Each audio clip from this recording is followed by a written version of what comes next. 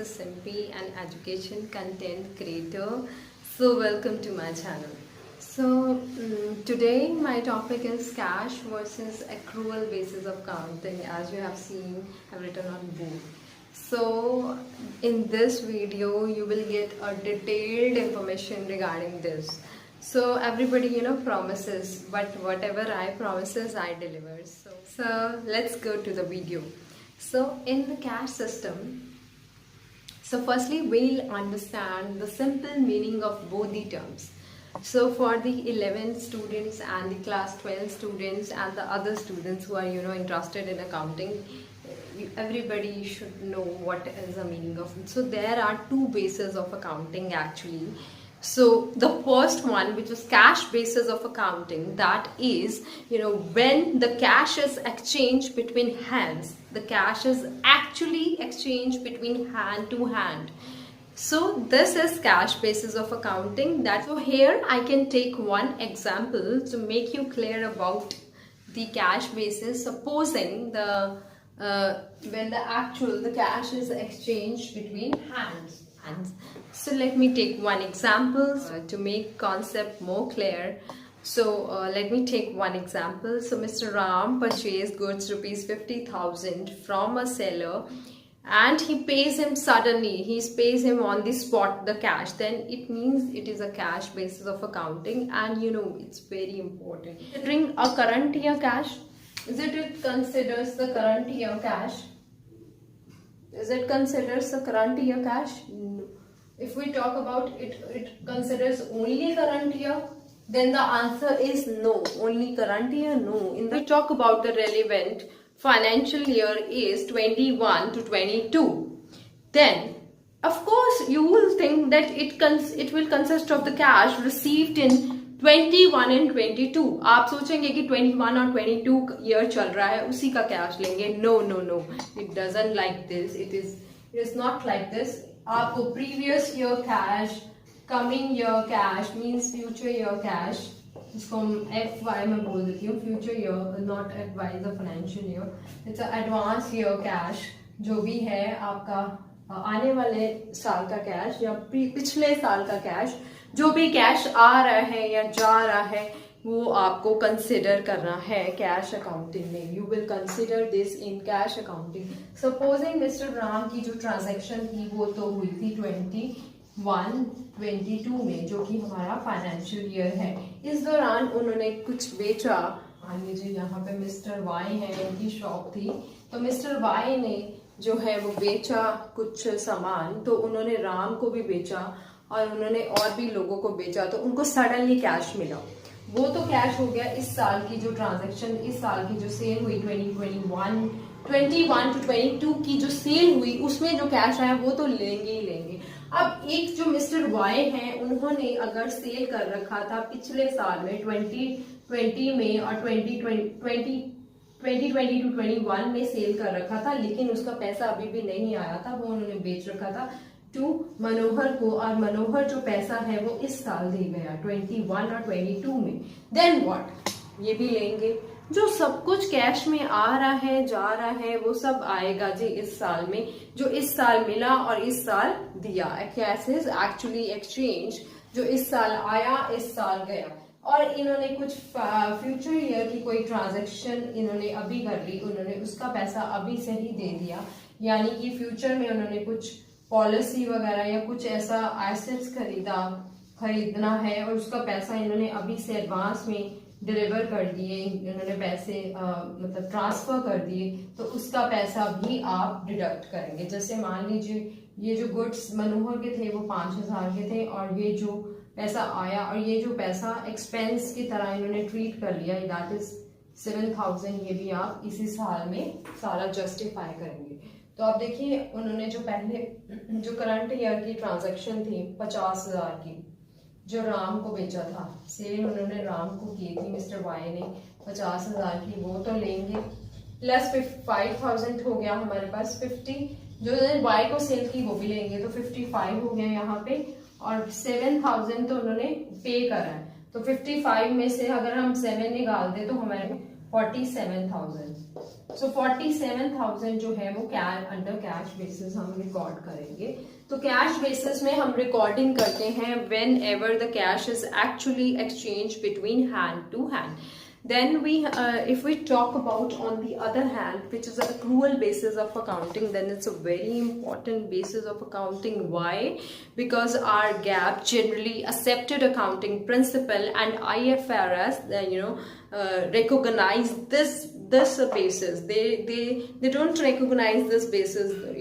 ये नहीं मानते इसको गैप वाले और IFRS वाले, बट इसको वो लोग मानते हैं। इसको ये generally accepted, these are accepted worldwide.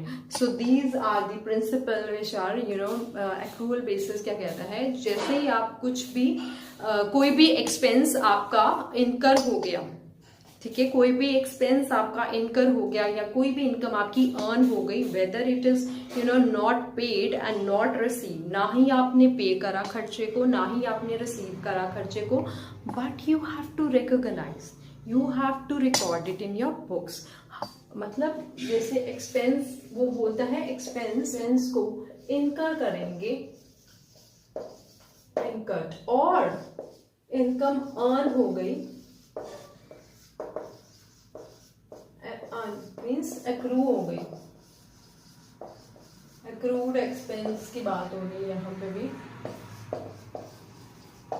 So it is accrued income or accrued expense. These are both are very important. They are considered under the accrual basis. ठीक है, वो कैश बेसिस को तो लेगा ही लेगा, बट वो साथ में वो भी ट्रांजैक्शंस लेगा जिनमें एक्चुअली कैश की डीलिंग नहीं हो रही। मान लीजिए उसकी एग्जांपल हम ले लेते हैं। इसकी एग्जांपल हम लेंगे, जैसे मिस्टर एक्स हैं, इनका इलेक्ट्रिसिटी बिल जो है वो 3 मंथ्स के बाद आएगा। इलेक्ट्रिसिटी बिल जो है वो after 3 months they are going to get the bill, but what the services has been actually already received।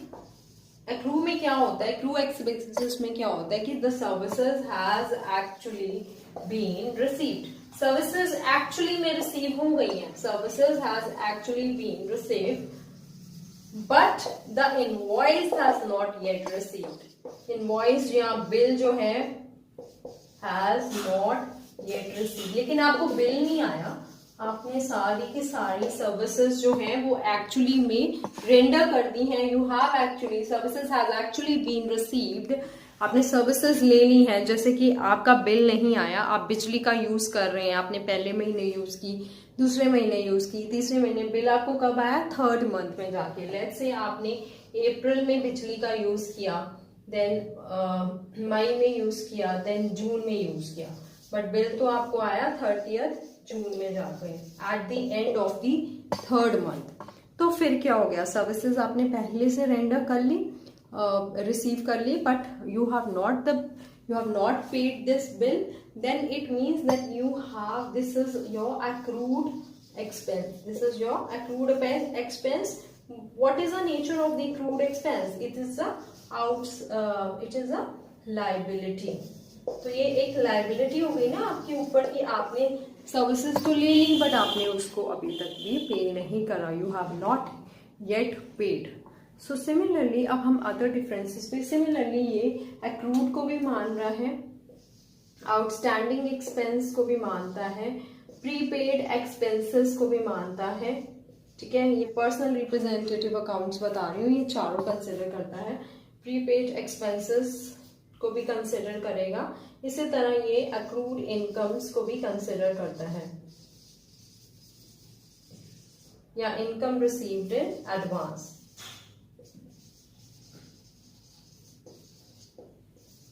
तो रेंट वाला जो केस हम ले रहे थे, जो रेंट वाला केस है, जैसे कि आपने रेंट अभी से ही पे कर दिया, आपने 3 महीने का रेंट आज ही पे कर दिया, सर्विसेज नहीं ली गई, रेंट पे हो गया, that is a prepaid expense. इसमें तो कैश इन्वॉल्व है, पर इसमें कैश इन्वॉल्व नहीं था, but still you have to. अब इसका जनरल देख लेते हैं। सबसे पहले हम जनरल एंट्री लेते हैं, जैसे कि रेंट। एग्जाम्पल है, rent paid for 2020, 21, 22 rupees 10,000। So rent account to cash. Rent account debited with rupees 10,000 to cash. So cash has been gone out by rupees 10,000 with the, and you have to give a narration while you pass a journal entry always being rent paid. So here in the cash basis, the cash is recorded whenever it is actually में आप cash जब आपसे जा रहे हैं या आ रहे हैं आप उसी टाइम इसको बुक्स में जर्नल में रिकॉर्ड कर लिया आपने and the cash is been given out so it is credit what goes out is a real account so credit what goes out कम हो रहा है तो क्रेडिट होगा. सो सिमिलरली आपका कैश बैलेंस कम हो रहा है तो आप उसको क्रेडिट करेंगे. सिमिलरली इस केस में आप देखिए एक्रूअल बेसिस में हम देखेंगे कि कैसे हम ये ट्रांजेक्शन को डिलीट. रेंट आपने अब जैसे आपका एक्रूड एक्सपेंस था, एक्रूड एक्सपेंस मैंने इलेक्ट्रिसिटी बिल आपका लिया, बिल आपने सर्विसेज तो ले ली, बिजली चला ली, एसी चला लिया, बिल अभी भी नहीं पे करा. हम क्या करेंगे, एक्सपेंस तो आपका वही है इलेक्ट्रिसिटी बिल जो आप रिकॉग्नाइज करेंगे. बिल तो भाई इलेक्ट्रिसिटी का खर्चा तो है ना आपका, अब आपने नहीं पे किया इस मंथ में, जैसे अप्रैल में आपने नहीं पे किया तो आप इलेक्ट्रिसिटी बिल का एक्सपेंस तो रिकॉग्नाइज करेंगे to accrued electricity expense account, to accrued electricity expense account. तो मान लीजिए 5,000 का बिल था तो 5,000 आपने रिकॉग्नाइज कर लिया. ठीक है, इस तरह आप एक्रूड एक्सपेंसेस को एक लायबिलिटी ट्रीट कर देंगे. अगर आप रेंट की, जैसे रेंट का एग्जांपल, रेंट आपने पे कर दिया एडवांस में, अगले 2 महीनों का भी पे कर दिया, ये आपने पे किया अप्रैल का, इसमें आपने रेंट पे कर रहा है, rent paid for April May June, April May and June on 1st April in advance for 3 months, rupees 10,000 per month. तो आप क्या करेंगे, prepaid rent account debited to cash account, then is 30,000. अब आपकी जो ट्रांजेक्शन है वो 30 से होगी ना कि 10 से, which is 10,000 multiplied by 3, 30,000 being rent paid in advance. तो आप अप्रैल को ही एंट्री अप्रैल 1 को ही पास कर देंगे जब आपने पे करा. तो आपने रेंट को पे कर दिया तो आप इस तरह से रिकॉग्नाइजेशन दे देंगे. आपने मान लिया कि खर्चा आज ही हुआ है खर्चा, तो आज ही रिकॉर्ड कर लेंगे वो खर्चे को.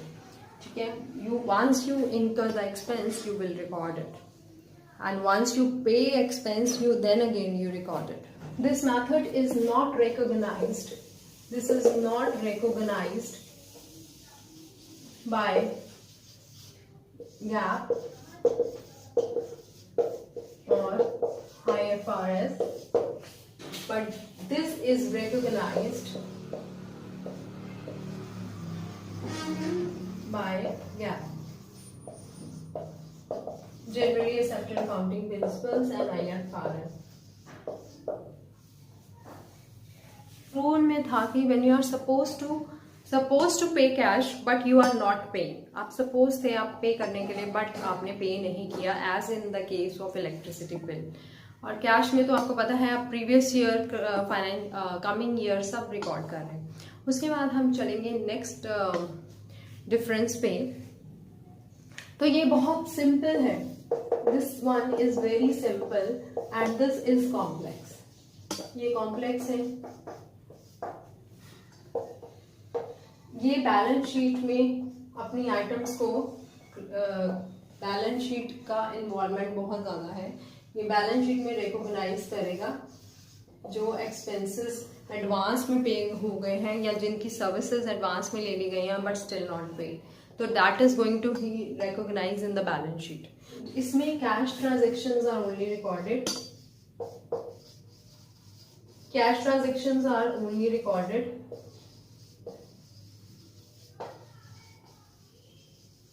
इसमें cash as well as credit, cash and credit, cash and credit transactions are recorded, means both are recorded. So both are recorded, they recognize both the, so this is complex, this is simple, and this is complex. This needs, this is relevant or good in, ये relevant है या अच्छा है, good in small businesses. This is relevant or good in small businesses or businesses that transact in cash only.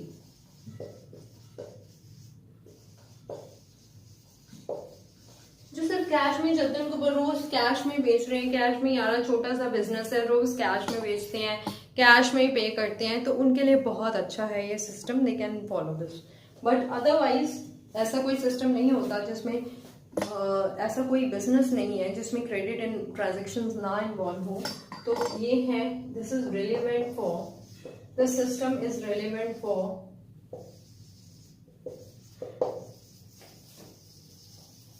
for small as well as big businesses.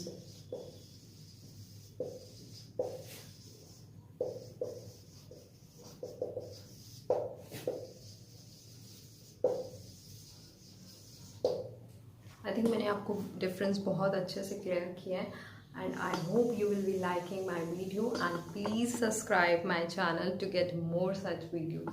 Thank you.